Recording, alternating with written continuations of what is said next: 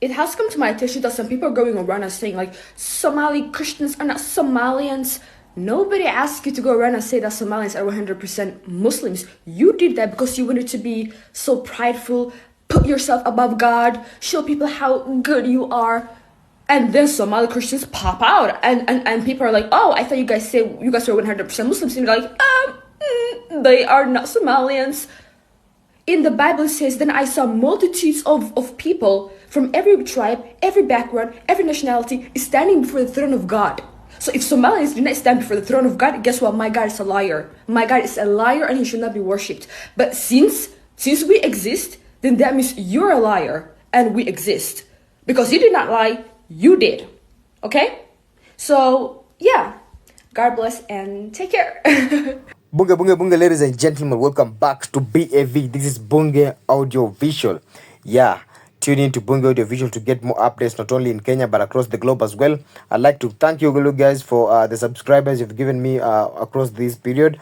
And today we're going to talk about the video that you've watched, that is of a Christian Somali TikToker who called out religious discrimination. First of all, you need to understand one thing, that religion, at the moment, it's supposed to unite. Religion generally is supposed to unite, guide, and give people purpose. But the question is, what happens when your own community rejects you for your faith choice? Because we've been able to get quite a number of statements from different people across the globe, and they are really disappointed with the kind of remarks, or rather with the kind of sentiments, or rather with the kind of thinking the people from their own community actually bring out various ideas. Because for the girl that you've seen in the video, she's that's a viral video of a Somali girl that you've just seen, whereby the TikToker sparked heated discussions on religious discrimination, and not just in Kenya, but we've seen such kind of statements be able to come out from different people across the world. And without further ado, let's just dive in and get to give a breakdown on each part of the viral video that has gone, the viral video of the Somali lady. So a Somali woman who is also a TikToker you've seen recently went viral after she called out discrimination over her faith choice. And in the video, she looks visibly disappointed as she explains how her own community sees her differently just because she chose Christianity. And despite the backlash, she stood her ground, boldly declaring that their opinions won't shake her faith. And this level of courage that we've seen from the lady is very rare, because nowadays most people break down, they start crying, they start losing their mind, or rather have issues with their esteem. But the lady was able to exude courage from another level, especially considering that the strong religious and cultural ties within the Somali community has a very big effect, or rather has a very big impact to someone's life. But this isn't just about one's personal struggle. It's a reflection of a bigger issue that exists globally. And the challenge of religious freedom versus societal expectations is something that we have to deal with urgency. Otherwise, this thing of comparing one's religion to another, or rather one's belief with others' belief, since most of the people are having this kind of a belief, and you as an individual having this kind of belief, is something that is very annoying at some point, because some people won't just allow you to live in peace with your own opinions, or rather with your own beliefs, since you have not joined their team, or rather joined their group, or having such various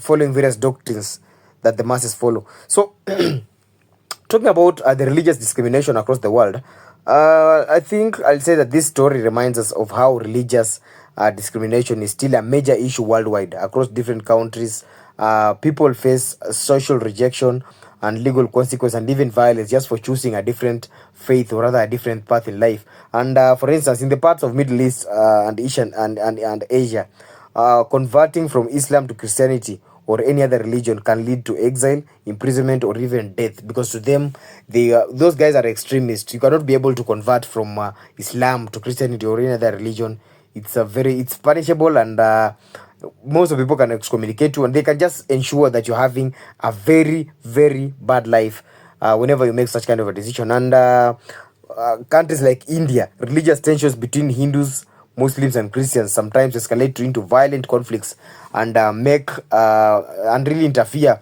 with the peace of the country as a whole. So religion to some countries is something that is very, very critical and has to be looked upon, rather dealt with so much caution. And in Western countries, while there's freedom of religion, people still face discrimination, whether it's Muslims being stereotyped or Christians being criticized for their beliefs in certain spaces.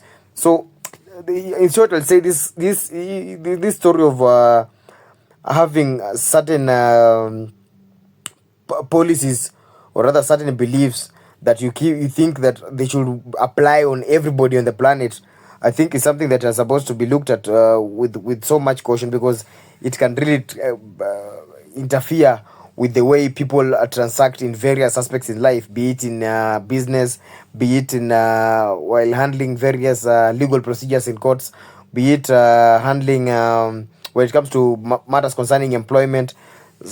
Considering things matters to do with religion, I think is something that is very, very critical, and it needs to be looked upon uh, very, very carefully. So for me, I'll simply say that religious discrimination is not just a Somali issue; it's a human issue as a whole. Like everywhere, in every place in this particular country, people are usually facing this challenge of having respect, or having to respect each and everyone's religion, or rather belief. And the question of the day, and rather the question regarding this context of religion is, why does this thing of why does this issue of having tensions in matters concerning religion happen?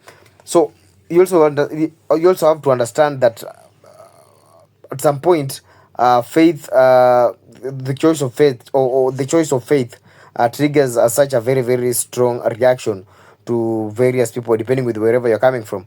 And the reason behind it, this is that, number one, we've got what you call the cultural identity, and many communities see religion as part of their identity, leaving it leaving them feel betrayal if at all one doesn't go with whatever they are trying to they're trying to put as to become part of their culture. Number two, we're talking about let's talk about the fear of change. People fear what they don't understand. So for instance, in Africa, in the past, before our colonial masters, or rather before the colonialists came into Africa, most of the Africans were pagans, most of the Africans were Muslims, some of the Africans were some of the Africans was just spiritual beings, spiritual men. They had so much belief in the spiritual world than in this religious world, whereby you start categorizing yourselves into being Orthodox, being a Muslim, being a Christian, being a Hindu. They used to go to gold dwelling places, they make their own prayers, and go back home. For them, that was enough. Speaking to God directly as a community was enough. They didn't have to categorize themselves. You had this, you had this, you had this. No, they were just spiritual, and they really respected it so much. Till the time this colonialists came to your countries, when most of the Africans started having issues with matters concerning religion. So we also have another reason as to why such kind of problems are being experienced, and the reason behind this is control and power. Because some societies use religion as a tool of control, making it hard for people to think differently. For example, societies that are Christian dominated, or rather Muslim dominated, each of them have their own principles, or rather doctrines, that they adhere to, and that ensure that the same doctrines that are contained in the various holy scriptures that they have. For instance, the Christians having the Bible, and the Muslims having the Quran, the Holy Quran. The Bible can be used to control the guys who are actually believing in the teachings that are contained in the various books.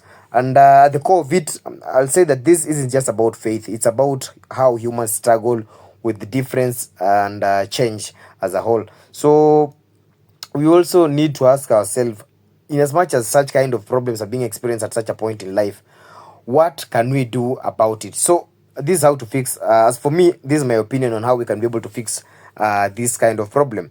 And because most of the people have been asking themselves, or rather most of the people have been asking out, how do you build a world where people can freely follow whatever faith they choose?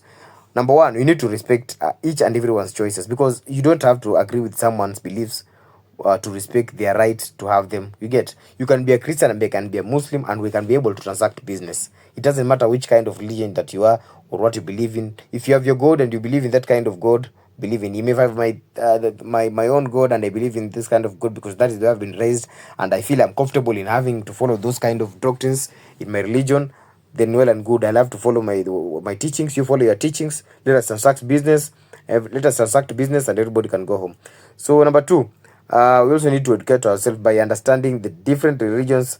Helps us to break stereotypes, because you might be having your own beliefs on your religion. I might be having my own beliefs, but that doesn't necessarily mean that the fact that my beliefs and your beliefs doesn't align at any point, or rather that don't conjoin at any point. It doesn't mean that you are a bad person, neither am I a bad person. No, it means that we need to appreciate the way our culture is. We need to appreciate the way our their teachings are, so long as our teachings don't go against the universal what do we call the universal laws. That is the laws that prevent people from doing various crimes, or rather going against going against going against humanity. So so hey, hey, hey. Wow, sorry for that. So we also need to point number three about how to fix this issue is that people need to speak out, because silence allows discrimination to continue. And if you see someone being attacked for their faith and standing up for them, it means that they are trying to solve this problem. They are trying to suppress those kind of the bad energy that is coming from the critics, or rather the people that are not respecting each and everyone's opinion on beliefs. So by speaking out the same way the lady spoke, it means that you're actually making a step to solve this kind of problem. So we also need to separate faith from hate, because no religion teaches hate. That one I know. No religion teaches hate. And in as much as no religion teaches hate, we've still got some people who use it to justify discrimination. And we need to call that out as soon as possible. So, I don't know. At the end of the day, faith is personal, and no one should be bullied or disowned or harmed just for believing in a different perspective. And for these Somali TikTokers, courage is a reminder that people should have freedom to choose their own spiritual path without fear. So I don't know what you think, guys. Have you ever faced religious discrimination like the way the Somali lady has expressed herself, or might she just be doing it for content? Because personally, I don't think she's doing it for content. And I don't know.